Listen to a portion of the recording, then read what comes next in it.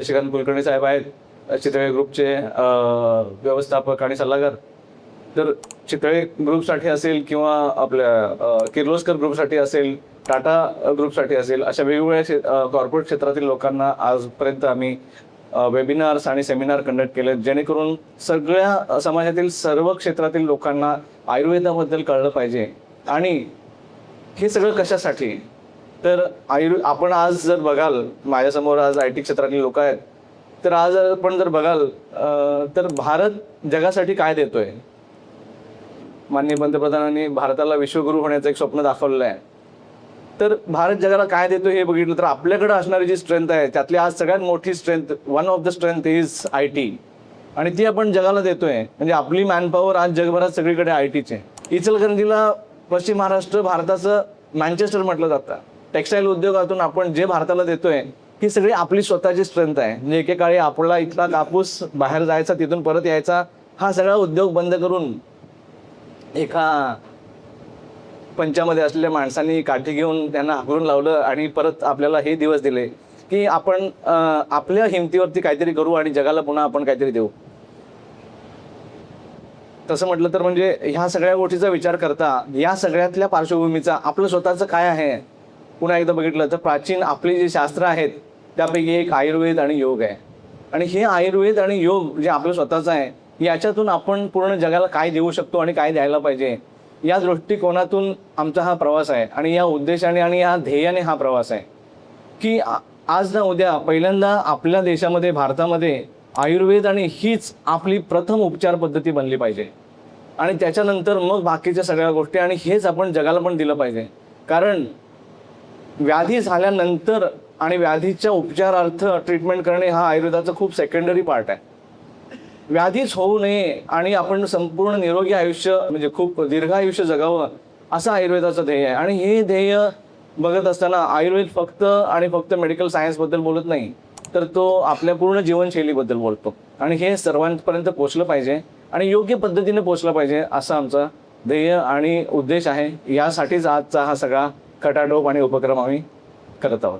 तर आपण जमलेले मॅक्सिमम लोक इथे व्यावसायिक क्षेत्रातले आहात, त्या दृष्टीने मी काही गोष्टी आज तुम्हाला सांगू इच्छितो की सुरुवात करण्याच्या आधी की सगळ्यात मोठे आजचे प्रॉब्लेम्स काय आहेत सगळ्यांचे, जर तर दोन गोष्टी आहेत. आपण सगळेजण व्यवसाय करतो आणि काहीतरी मिळवायचं एक सगळ्यांचा एक अट्टाहास असतो, उद्देश असतो, आणि काय मिळवतो हा एक पार्ट, पण ते कशाच्या कॉस्टवरती मिळवतो हा एक दुसरा पार्ट आहे.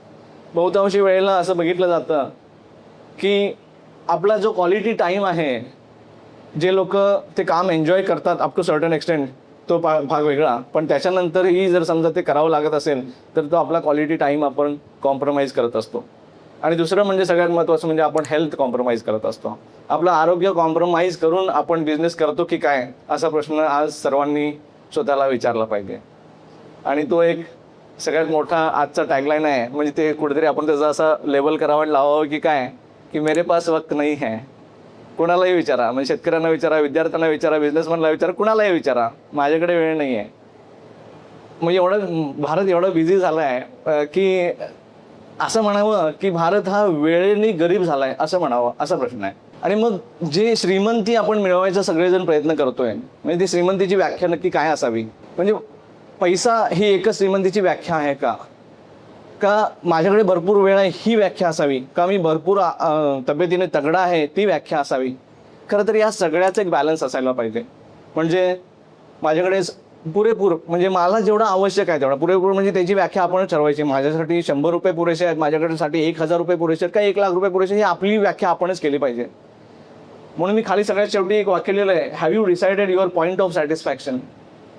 तो पॉईंट ऑफ सॅटिस्फॅक्शन डिसाईड होणं हे खूप गरजेचं आहे. तुम्ही म्हणाल की हे तुम्ही फिलॉसॉफी काय सांगताय, तुम्ही तर डॉक्टर आहात, आरोग्याबद्दल आयुर्वेदाबद्दल बोलणार आहे आणि हे काय सांगताय, याचा संबंध पुढे काय मी तुमच्याशी सांगतो. सगळं वेल्थ ही पाहिजे. सगळ्यात महत्त्वाचं म्हणजे ह्या वेल्थला उपभोग घेण्यासाठी तेवढा आपल्याकडे वेळ पण पाहिजे. त्याच्यानंतर आपले नातेसंबंध, जे आपले जवळचे लोक आहेत, जी आपली दुनिया आहे, खरं सांगायचं तर तेच आपलं जग आहे.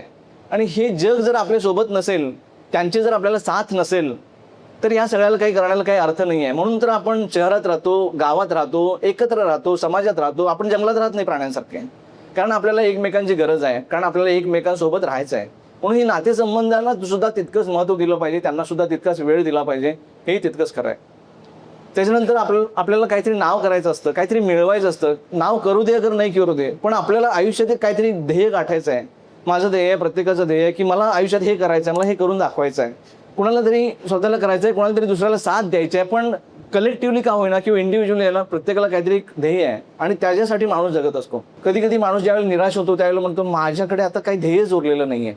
पण ज्यावेळेला ध्येय नसतं त्यावेळेला त्याला काही अर्थ नसतो असं आपणच म्हणत असतो. म्हणून हे ध्येय खूप महत्त्वाचं आहे. आणि मग ह्या सगळ्या गोष्टी अचीव करण्यासाठी सगळ्यात महत्त्वाचं लागतं ते म्हणजे आरोग्य. धर्मार्थ काम मोक्षाणाम आरोग्यम मूलमुत्तमम असं आयुर्वेदात सांगितलं आहे. म्हणजे जे काही मिळवायचं आहे आयुष्यात आपल्याला, धर्म अर्थ काम आणि मोक्ष, याचं मूळ आहे ते आरोग्य आहे. आणि ते नसेल तर ह्या सगळ्यातल्या कुठल्याही गोष्टी आपण मिळवू शकत नाही असं स्पष्ट दिलं आहे. हे पहिल्या चॅप्टरमध्ये आयुर्वेदाच्या असं सांगून ठेवलं की हेच महत्त्वाचं आहे आणि याच्यानंतर मग सगळं तुम्ही साधू शकता. हे जर साधलं नाही तर काही साधू शकत नाही, इतकं महत्त्व त्याला दिलेलं आहे. आणि म्हणून मग पॉईंट ऑफ सॅटिस्फॅक्शन काय आहे? माझं पॉईंट ऑफ सॅटिस्फॅक्शन प्रत्येक ठिकाणी ठरला पाहिजे. उदाहरणार्थ म्हणजे डी ॲडिक्शनचे बरेचसे लोक येतात, अल्कोहोल डी ॲडिक्शनसाठी असं, ड्रग डी ॲडिक्शनसाठी. माझं एक सगळ्यांना हेच सांगणं असतं की तुम्ही तुमचं पॉईंट ऑफ सॅटिस्फॅक्शन न ठरवल्यामुळे हे झालेलं आहे. म्हणजे मी दारू पिली पाहिजे, पण किती पिली पाहिजे, कधीपर्यंत पिली पाहिजे आणि कधीपर्यंत नाही पिली पाहिजे हे पण ठरवायला पाहिजे. म्हणजे माझे एक मित्र आहेत, फेमस ऑर्थोपेडिशियन आहेत. कॉलेजमध्ये असताना ते माझ्याबरोबर होते, ते स्मोक करायचे. त्यावेळेला मी म्हणलं त्यांना एवढं स्मोक करू नको, त्यासाठी काय करायचं आहे. मग मी वयाच्या 35 पर्यंत स्मोक करणार, त्याच्यानंतर मी बंद करणार. पॉईंट ऑफ सॅटिस्फॅक्शन ठरवला. आज 45 झाले, अजून स्मोक करतोय.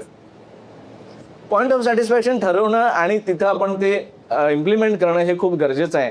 अदरवाईज मग आपण बऱ्याचशा गोष्टीत वाहवत जातो आणि मग त्या गोष्टी चालल्या जात नाहीत. हे मी याच्यासाठी सांगतोय की कारण या सगळ्याचं आरोग्य म्हणजे फक्त मी कसा धष्टपुष्ट आहे किंवा मी मानसिक शारीरिकदृष्ट्या कसा योग्य आहे हे फक्त एवढ्याशी संबंधित नाही आहे. आरोग्य ह्या सगळ्याशी संबंधित आहे. कारण या सगळ्या, उदाहरणार्थ तुम्ही सगळे म्हणजे शारीरिकदृष्ट्या मानसिकदृष्ट्या योग्य आहे, पण तुमचा एक नातेसंबंध कोणाशी तरी बिघडलाय, खूप मानसिकदृष्ट्या खूप त्रास होतो आपल्याला.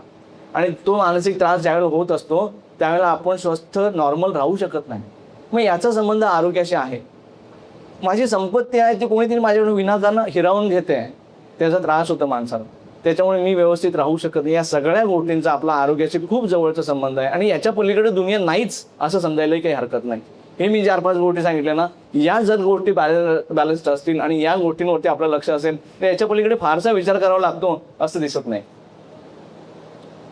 आणि मग आजच्या जगातले सगळ्यात मोठे प्रश्न कुठले आहेत? एक आहे सगळ्यात मोठा पाठ झालेला आहे जगात, सगळ्यात, फक्त भारतातच नाही पूर्ण जगामध्ये सगळ्यात मोठा पाठ झाला तो म्हणजे स्ट्रेस आणि मानसिक चिंता आणि मानसिक अतिचिंता असं म्हणायला काही हरकत नाही. स्ट्रेस म्हणजे एखाद्या गोष्टीचा ताण असणे असं नव्हे.